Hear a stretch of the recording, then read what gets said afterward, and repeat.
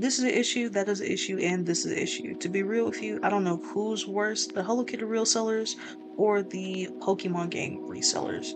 On one hand, you have somebody trying to sell me a $15 to $25 blanket from Marshalls that they're trying to sell for 2 times the price for, gosh, $55 to $100, and it's not even worth that price. But on the other hand, you're trying to sell me nostalgia for upwards of $100 to $1,000 brand new and in the box, just because it has the title of retro on it. But for the sake of this video, I'm only going to be talking about Pokemon at the moment. That's because that's like my biggest thing. And I've been seeing a really big problem lately with the retailing market just because it has the title retro on it. I'm going to be considering retro in this game anything that's from the DS on down. I um I kind of categorize the older Pokemon games from the from Generation 5, due to that was the last game before they switched to 3D with Pokemon X and Y. So just to kind of clarify things a little bit, so I'm going to be talking about, those games that cost a lot of money. Ever since the start of 2020, I've been seeing a really big resurgence and of course nostalgia and just everything from our childhoods and stuff, and it's a really good thing to see. I love to see it, and I love to see everybody get back into things that they used to be into, especially me. And even some people get into things that they never got into. Like, for instance, I got a, PS Vita and a 3DS. I never had one growing up as a kid. I had a DS Lite, but lately I've been getting really big into Pokemon. I had my Pokemon knockoff. It was Spectrobes Beyond the Portal, but I've always watched other people play Pokemon and wish that I could partake in it. Now my very first Pokemon game was Scarlet and Violet, the dumpster fire and the glitch mess that it is, but I've been going back to the older games. And when I was looking, of course, on eBay, I was seeing a really, really, really, really big issue with just how much they cost to get a cartridge. I was seeing anywhere from up to $100 to $1,000 and stuff like that. Now, I was like, gosh, I want to start from the beginning and the main lines, and then I want to work my way up to the 3DS. Since I was playing the Generation 9 so recently, I want to go back and see like what the other games were like. So I started with like the Game Boy, and then I was just scrolling through, and I was like, oh no.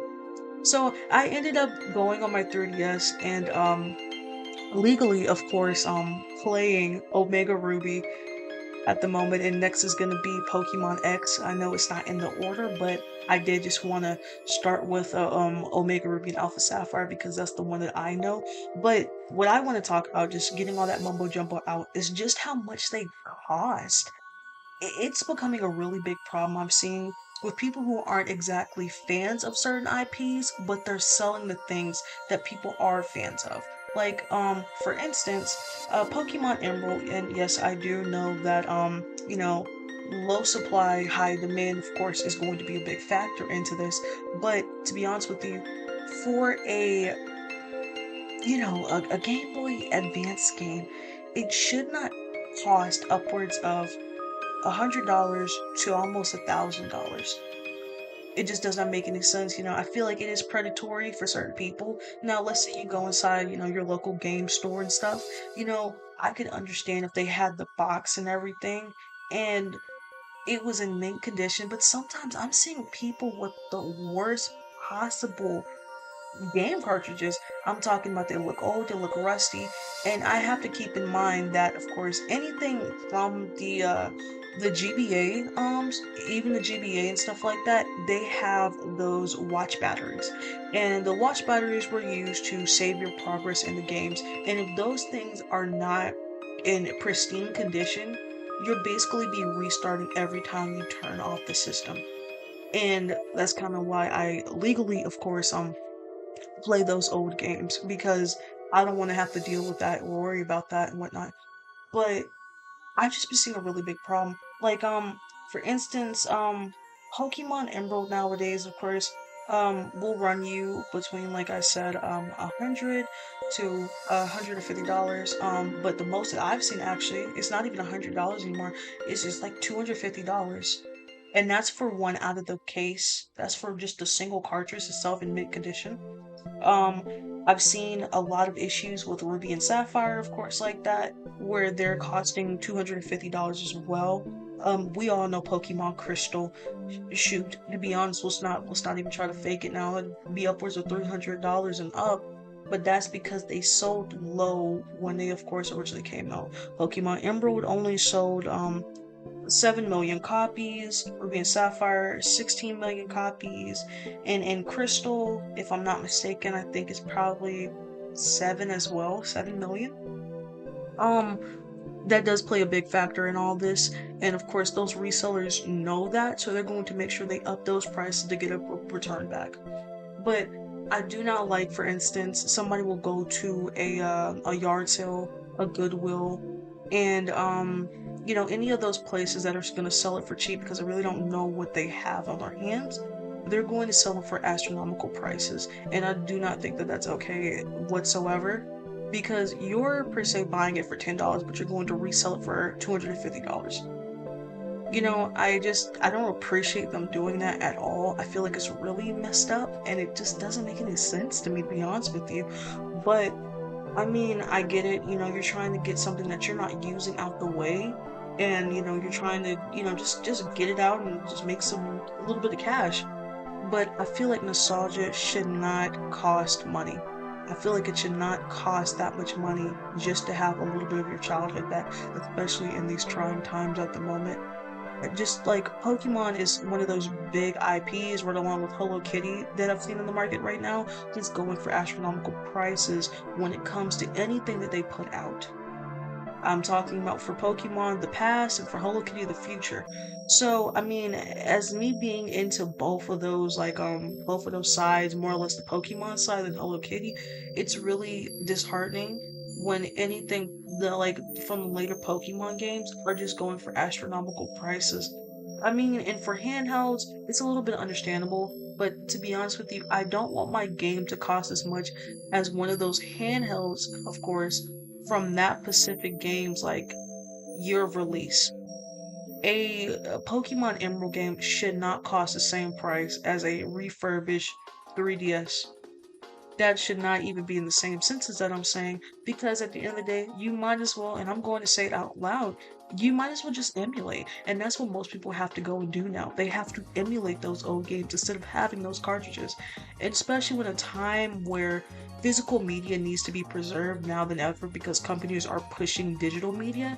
And how do I know? Majority of my games are digital. I mean, thank God Valve isn't a able company, or I would be, of course, buying games off Steam.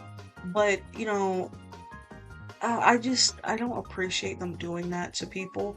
It's really disheartening, and you can really tell that these people are only just getting gains out of it. You can tell they're not really Pokemon fans and whatnot, and you can really just tell that they know where the money is in those businesses and those practices, and it's really, really messed up. I just like saw it and I just wanted to talk about it. So it is really not okay. And to be honest with you, if you don't want to pay those premium prices, you don't have to, because emulation is a thing. And emulation makes, of course, a lot of people who didn't get a chance to experience those things to get a broader sense and also enjoy things from the past that they couldn't previously. I have most definitely enjoyed it, especially not being able to have a 3DS when I was a kid. It gives me a sense of childhood nostalgia seeing, of course, my family, my friends around the lunch table and stuff play these games. It makes me feel great. And I want other people to feel great, especially in these trying times. And I will forever keep saying that, of course, because it's true.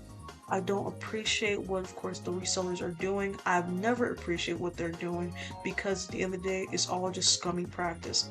I used to see this with shoe resellers, and now I'm seeing with everything else. It's getting out of hand. And it has to eventually, of course, come to a point where it has to stop. Like I'm not gonna long-wind it anymore. I'm just gonna be completely honest, and that's all I have to say for it.